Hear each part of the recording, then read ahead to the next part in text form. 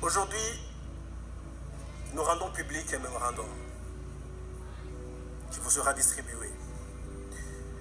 Nous démontrons le rôle prépondérant du Rwanda dans la préparation, l'accompagnement et l'accomplissement des opérations de déstabilisation des institutions burundaises en vue d'opérer un changement de régime favorable avant tout aux intérêts idéologiques du FPR et à d'autres intérêts géopolitiques et géostratégiques de certaines puissances occidentales, certes inavouées, mais visibles.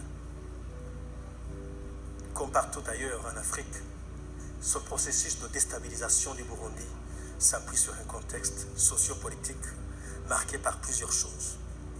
Les frustrations de la jeunesse urbaine, fortement touchée par le manque d'emploi et malléable aux manipulations politiciennes. Le mécontentement d'une partie de l'ancienne élite sociale qui digère peu la consolidation d'un modèle de gestion de la société burundaise basé sur la démocratie. La mise à nu des responsabilités individuelles lors des différentes tragédies qui ont endeuillé le Burundi à travers la Commission Vérité et Réconciliation et la Commission nationale Terre et autres biens, instruments qui interfèrent directement sur des intérêts vitaux de certains individus qui ont géré la chose publique depuis les années des indépendances, en passant par l'épuration ethnique en 1965-69, le génocide Hutu de 1972 et la spoliation des citoyens forcés à l'exil. Ce mémorandum entend démontrer comment le principe de neutralité auquel adhère fortement le Burundi a été utilisé par le leadership militaire du Rwanda, voisin, pour planifier la mise à mort du modèle consensuel burundais issu des accords d'Arusha, signés en 2000, et de l'accord de cessez-le-feu global de 2003, qui ont défini une feuille de route dans le partage du pouvoir entre les composantes ethniques au Burundi, Hutu, Tutsi et Twakopté, dans l'administration politique et les forces de défense et de sécurité. Nous ne voudrions pas faire office d'historien. Toutefois, le commun des mortels n'a aucune difficulté à saisir que dans la bourrasque des guerres fratricides qui ont endeuillé le Burundi, il y a toujours eu l'ombre du Rwanda. Nous revisitons, dans ce document toujours, les événements de novembre 1959 au Rwanda.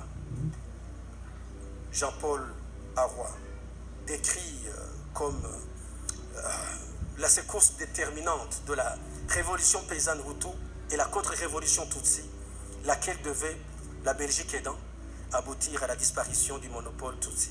Cette collision meurtrière entre Hutu et Tutsi au Rwanda fit plusieurs morts et des dizaines de milliers de réfugiés qui s'éparpillèrent dans la région, au Burundi, y compris. Plusieurs immigrés rwandais, Tutsi, s'établirent donc dans certaines régions du Burundi. En mairie de Bujumbura, ils étaient dans certains quartiers comme Gagara, Mutakura, Nyakabiga, Musaga, et j'en passe. Cela expliquerait, c'est au conditionnel, pourquoi l'insurrection atteignit des sommets de violence clairement inimaginables de nos jours et dans notre pays.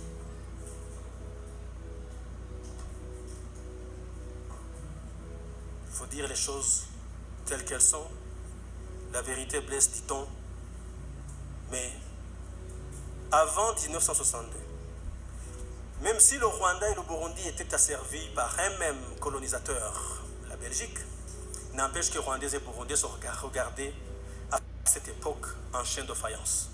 Si l'on en croit toujours Jean-Paul Aroy, qui décrit les difficultés qu'il a eues à organiser, figurez-vous, un match de football, le premier de l'histoire, entre les deux pays, le 8 février 1959, au stade d'Ongozi.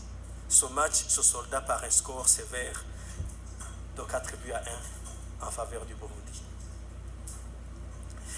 Ce mémorandum qu'on vous donnera certainement par la voie électronique et aussi sur papier, explique brièvement que le troisième mandat n'était qu'un prétexte, que la crise burundaise que nous avons traversée était plus, ou contenait en son sein plus des facteurs exogènes que des facteurs endogènes. Et les formes de l'agression rwandaise y sont clairement explicitées à la page 13. Il y a une forme militaire, recruter des réfugiés, les former, les armer et les renvoyer ou les déverser sur le territoire burundais. Il y a aussi une autre forme qui est passée presque inaperçue, qui est la campagne de médisance. Et là, c'est vers la page 19. Une campagne de médisance et de calomnie qui a été menée avec l'aide de 4 principaux points focaux. Il y en a beaucoup, mais 4 principaux.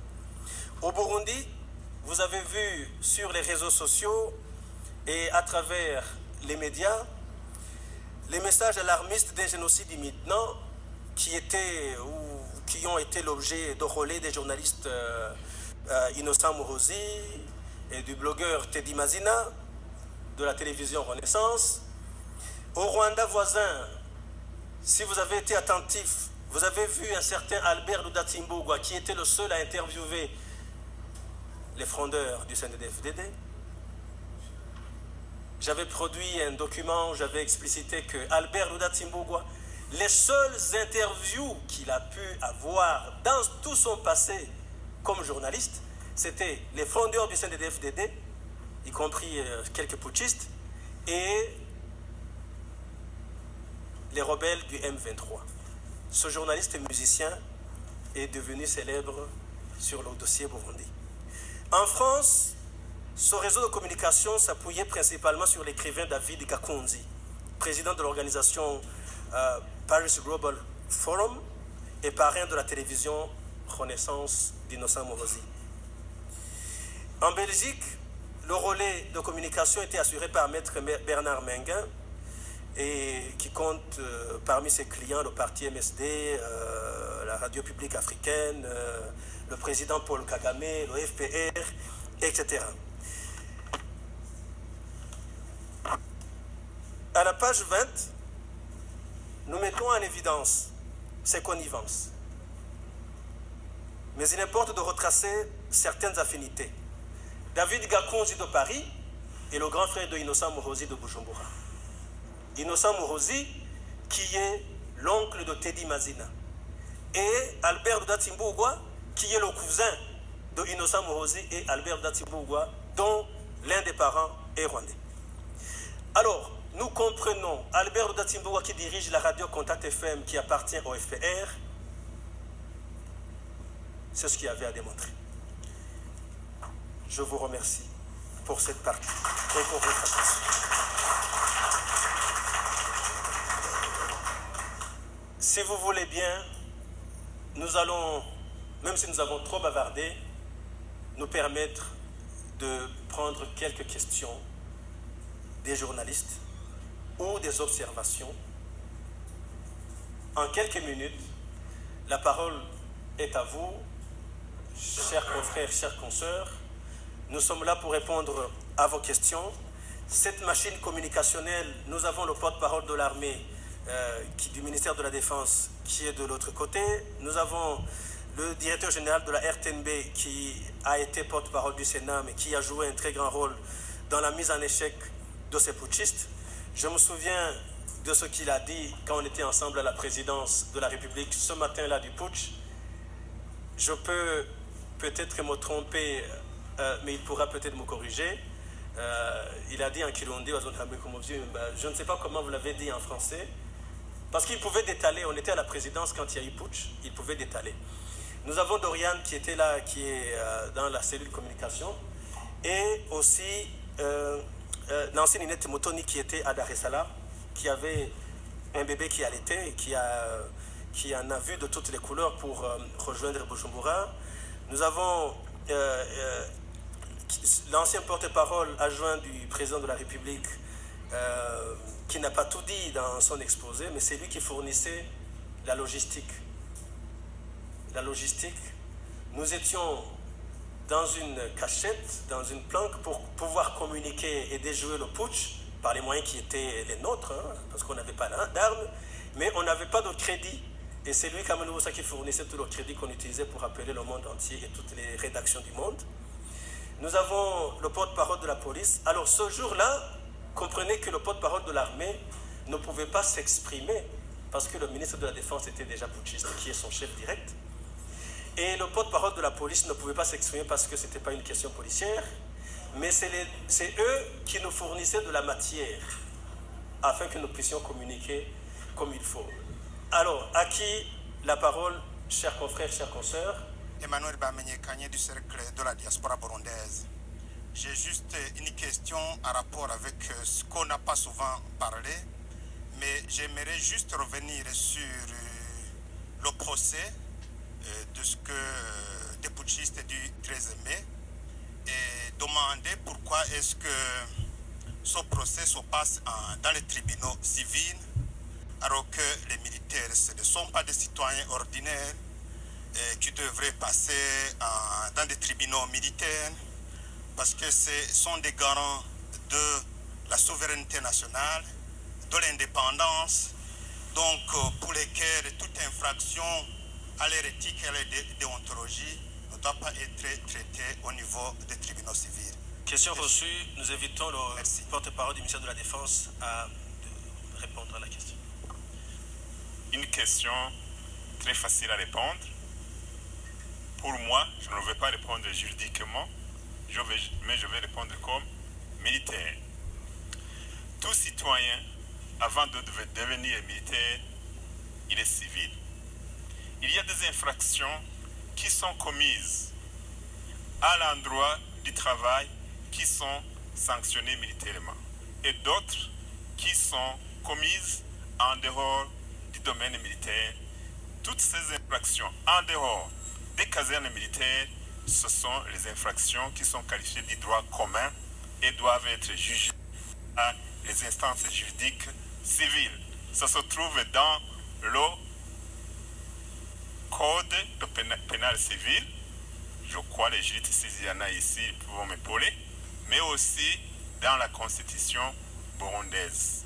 Voilà, c'est pourquoi ce qu'ils ont commis, ils sont en connexion avec les civils, et puis les tribunaux civils, les tribunaux militaires n'ont pas la compétence de juger les civils qui seraient impliqués là-dedans. Voilà, grosso modo, la réponse. Question répondue, Claude de Réma.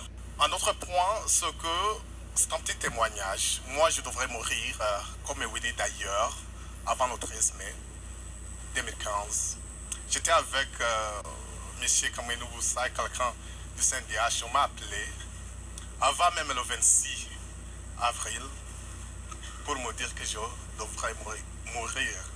Et vous pouvez demander à Kamel Moussa, c'est mon père qui m'a appelé parce on lui avait appelé pour dire écoutez Claude, il aimait vraiment le président de la République. Bon, il faut qu'il soit prêt à payer, à ne pas diriger Réma FM. Donc, ça ne m'a pas surpris du tout ce qui s'est passé. Merci. Je voudrais rapidement répondre à votre question. Dialogue avec la Belgique, dialogue avec l'opposition. D'abord, le gouvernement du Burundi est ouvert au dialogue. Son mot c'est le dialogue. Dialogue avec tout le monde, y compris ceux qui sont à l'opposition. À la seule exception, les putschistes et d'autres malfaiteurs, leur place n'est pas sur la table de dialogue. Leur place, c'est la justice, c'est la prison ou autre jugement conforme à la loi. Et la Belgique, je comprends la question, vous auriez pu dire, vous accuser sans la nommer la Belgique. Dans ce mémorandum, nous nous consacrons